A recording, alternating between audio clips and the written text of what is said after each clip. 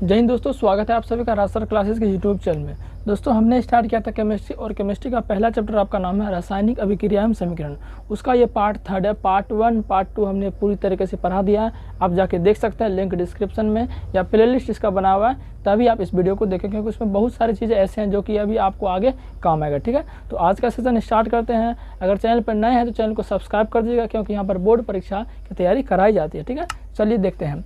देखिए आज का जो टॉपिक है हमारा, आपको पता है कि रासायनिक अभिक्रिया के प्रकार पढ़ रहे थे, ठीक है ना।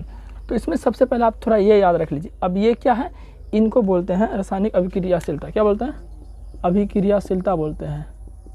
अभिक्रियाशीलता मतलब कि कौन ज़्यादा अभिक्रियाशील है। देखिए सबसे ज़्यादा जो ऊपर है, हालांकि ये चीज़ मैंने जो लिया है वो आपका धातु और धातु से लिया। किससे लिया है? धातु और धातु से। ये धातु धातु में पढ़ना भी है, क्योंकि थोड़ा सा इसमें अभी यूज है, इसलिए मैंने आपको ये पहले लिख दिया है।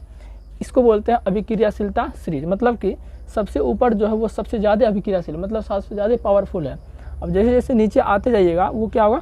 घटते जाएगा अभिक्रियाशीलता। सबसे नीचे क्या है? AU। AU का मतलब क्या होता है? सोना, जिसको आप गोल्ड बोलते हैं। सबसे जो नीचे है वो सबसे कम अभिक्रियाशील है। और जैसे ऊपर से नीचे आएंगे तो आपका अभिक्रियाशीलता घटते जाएगा, और जैसे नीचे से ऊपर जाएंगे अभिक्रियाशीलता आपका बढ़ते जाएगा। तो ऊपर में K है तो K ज़्यादा अभिक्रियाशील है, फिर उसके बाद कौन ज़्यादा अभिक्रियाशील है? सोडियम है, फिर कैल्शियम, मैग्नीशियम। इस तरह से हमने ये लिख दिया, क्योंकि इसका यहाँ पर यूज है। देखिए आज हम पढ़ेंगे विस्थापन अभिक्रिया।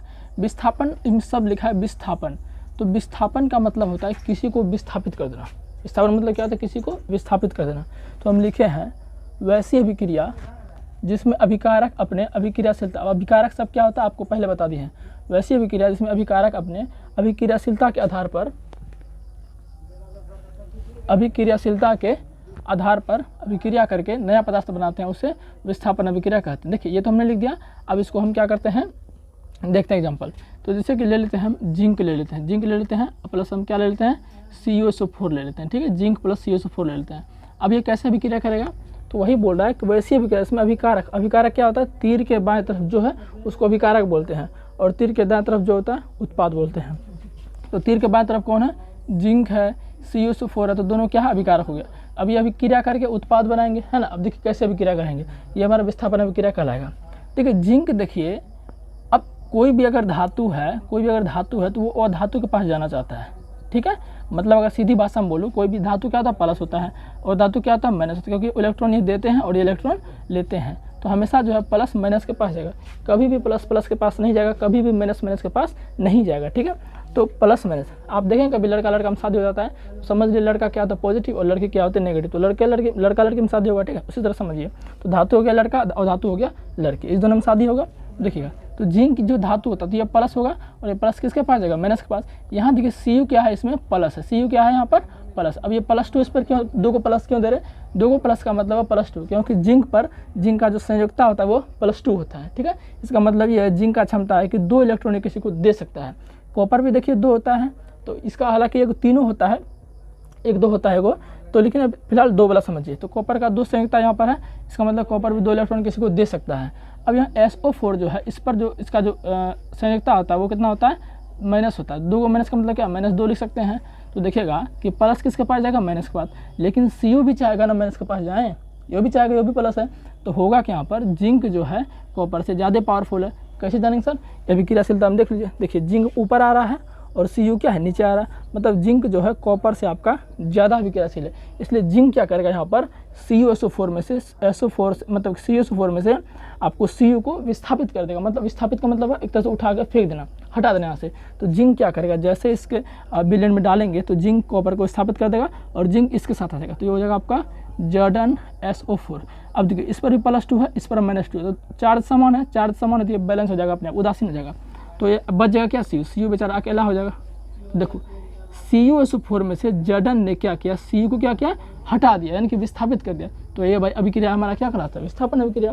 तो अब इसको थोड़ा समझाते हैं। ये CuSO4 एक विलयन होता है। ठीक है, CuSO4 आपका ब्लू कलर का विलयन होता है, इसमें CuSO4 डाल दिया, और जिंक का थोड़ा सा टुकड़ा टाइप का होता है। जिंक जैसे इसमें डालेंगे ना, मान लीजिए कि ये आपका काला काला क्या है? आपका जिंक है, काला जिंक है। जैसे इसको इसमें डालेंगे तो कुछ देर बाद रिएक्शन होगा।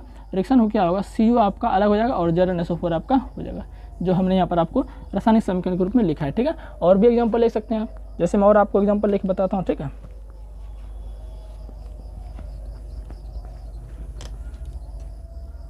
देखिए जैसे हम ले सकते हैं यहाँ पर सोडियम ले सकते हैं, Na हो गया, सोडियम ले सकते हैं और कोई भी ले सकते हैं।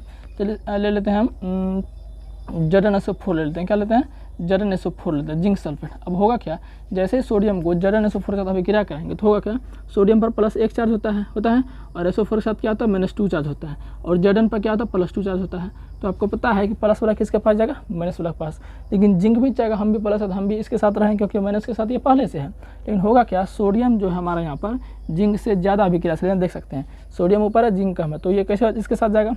लेकिन देखिए सोडियम के पास 1 चार्ज है और SO4 के पास 2 चार्ज है, तो इसका 2 चार्ज सोडियम ले लेगा, तो सोडियम पर क्या हो जाएगा Na2 हो जाएगा और ये SO4 अकेला है, मतलब उल्टा हो जाता है। अगर इसकी मैं अभिक्रिया कर रहा हूँ आपको, N पर +1 चार्ज है और SO पर क्या है -2 चार्ज है, तो होगा क्या, इसका 1 चार्ज ये ले लेगा और इसका 2 चार्ज ये ले लेगा, तो वही लिखे हैं Na2 और SO4, ठीक है।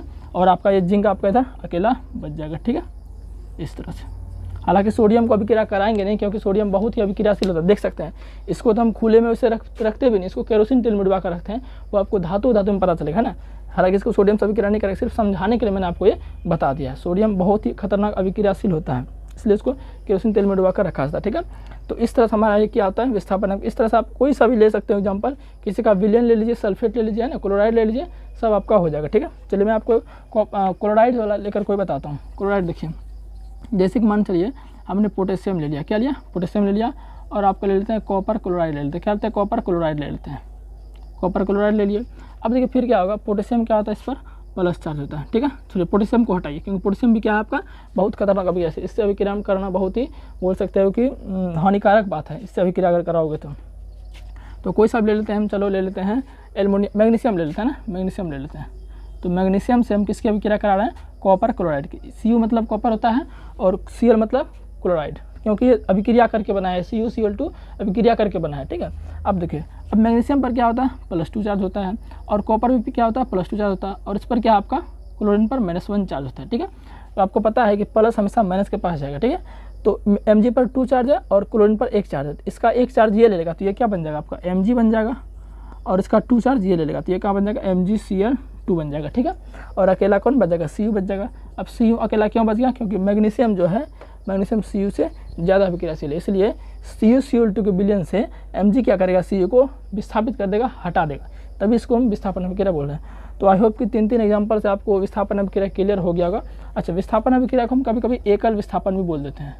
एकल विस्थापन क्यों बोल रहे हैं, क्योंकि इसमें एक परमाणु दूसरे परमाणु को विस्थापित कर, सिर्फ एक ही चीज़ का विस्थापन हो रहा है, 2 चीज़ का विस्थापन नहीं हो रहा है। 2 चीज़ का विस्थापन हो जाएगा, वो होगा द्विविस्थापन अभिक्रिया। अब उसको हम देख लेते हैं द्विविस्थापन अभिक्रिया को। तो चलिए, तो आप देख सकते हैं द्विविस्थापन अभिक्रिया। देखिए नाम से ही पता चल रहा है द्विविस्थापन, इसका एक और नाम है, इसको बोलते हैं उभय विस्थापन। किसी बुक में जो है उभय विस्थापन लिखा रहता है, तो घबराइएगा नहीं, एक ही चीज़ है। उभय जो है ना, उभय का मतलब क्या होता है, 2। उभय जो शब्द है, एक हिंदी शब्द है, इसका मतलब होता है 2। जैसे बोलेंगे हम उभय हस्ती हैं, उभय हस्ती है, हम बोल दिए उभय हस्ती मतलब हम दोनों हाथ से लिख सकते हैं ना, तो उभय का मतलब क्या होता है, दोनों हो जाता है, ठीक है। एम्बीडेक्स्ट्रस बोलते हैं उसको। तो द्विविस्थापन अभिक्रिया का इसको बोलते हैं, यहाँ लिख दीजिएगा डबल डिस्प्लेसमेंट रिएक्शन। तो इसका डेफिनेशन अगर लिखने बोलेगा तो कैसे लिखेगा, लिखिएगा वैसी अभिक्रिया जिसमें आयनों के आदान प्रदान से नए पदार्थ बनते हैं, उसे द्विविस्थापन अभिक्रिया कहते हैं। सिंपल डेफिनेशन लिख सकते हैं। अब इसमें आयन बोला है, तो आयन का मतलब क्या होता है, आयन 2 ही होता है, एक होता है धन आयन, एक होता है ऋण आयन। धन आयन का मतलब होता है प्लस और ऋण आयन का मतलब होता है माइनस। आपने 9th क्लास में अच्छे से पढ़ा होगा, ठीक है। चलिए, तो इसका एग्जांपल लेके हम समझते हैं। ये कोई सा भी एग्जांपल हम ले लेते हैं, ठीक है, देख सकते एग्जांपल लेते हैं। चलिए ले लेते हैं एग्जांपल, Na2SO4 जैसा कि बुक में दिया गया है, और BaCl2 दिया गया, ठीक है, BaCl2। तो जब इन दोनों को हम अभिक्रिया कराते हैं, ये आपका क्या हो गया, Na2SO4 को क्या बोलेंगे, सोडियम सल्फेट, बेरियम क्लोराइड, ठीक है, इसको हटा दीजिए, लिख दीजिए। तो इन दोनों को जब अभिक्रिया कराते हैं, इन दोनों का जलीय विलयन लेते हैं, क्या लेते हैं हम, इन दोनों का जलीय विलयन लेते हैं, इनका भी जलीय विलयन लेते हैं, इनका भी हम जलीय विलयन लेते हैं, इन दोनों का जलीय विलयन लेते हैं। जब इन दोनों को मान चलिए एक हम बीकर ले लेते हैं, ठीक है, इसमें आपका रख दिया हम Na2SO4 का घोल है, इसमें आपका BaCl2 का घोर है, ठीक है, इस तरह से आपका कुछ घोर है। अब क्या करेंगे, इन दोनों को हम उल्टा के एक में मिला देंगे, इन दोनों को उल्टा के हम एक में मिला देंगे। अब बीच में एक ऐसा कंटेनर रख दिए, इन दोनों को हम क्या कि इनको उठाए, दोनों को इसमें ढाल दिए, मतलब डाल दिए इसमें। जिसे डालेंगे ना तो ये अब दोनों अभिक्रिया करेगा, जब दोनों मिलेगा तो अभिक्रिया करेगा ना जी। तो अभिक्रिया कैसे होगा, देखिए आपको पता है कभी अभिक्रिया में सब प्लस माइनस, प्लस वाला माइनस, प्लस वाला बोलते हैं धन मूलक, माइनस वाला बोलते हैं ऋण मूलक। अब ये मूलक सब क्या होता है आपको 11वीं कक्षा में पता चलेगा। देखिए Na2 आपका है, तो Na जो सोडियम है, अब इस पर क्या होता है प्लस चार्ज होता है।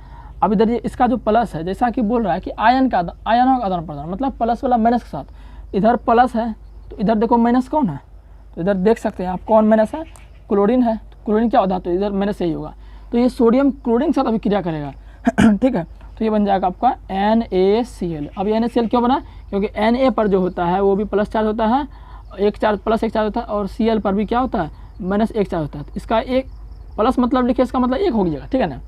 अब देखिए अगर हम खाली प्लस लिख देंगे इसका मतलब हुआ एक प्लस, अगर माइनस लिख देंगे इसका मतलब एक माइनस, अगर 2 को प्लस लिख देंगे तो इसका मतलब +2, अगर 2 को माइनस लिखेंगे इसका मतलब -2, ठीक है ना। तो इसको समझिएगा, तो इसका एक ये लगेगा, इसका एक ये लगेगा, सीधा क्या बचेगा Na1 तो Na1 मतलब Na, ये बचेगा NaCl। लेकिन ये क्या बचेगा AQ बचेगा, क्या बचेगा AQ। अब AQ का मतलब क्या हुआ, AQ का मतलब एक्वा सॉल्यूशन, मतलब जलीय विलयन, NaCl का जलीय विलयन बनेगा। अब बस क्या क्या, इससे तो रिएक्शन कर लिया, अब इसमें बच गया आपका SO4 और इसमें बच गया Ba। तो Ba क्या है, Ba आपका धातु और ये क्या अधातु। तो Ba पर होता है +2 चार्ज और SO पर होता है -2 चार्ज, तो +2 -2 बैलेंस है तो हो जाएगा BaSO4।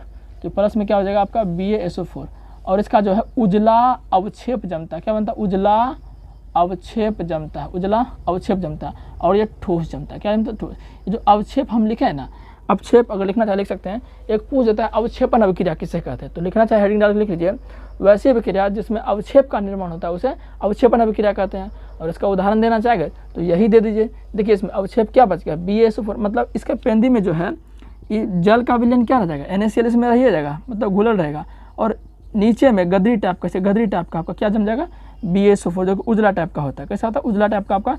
तो ऐसे क्वेश्चन और भी पूछ सकता है कि बताइए जब Na2SO4 को BaCl2 के साथ अभिक्रिया कराते हैं तो कौन सा उजला अवक्षेप बनता है, तो बनता है आपका BaSO4 बेरियम सल्फेट बनता है, ठीक है।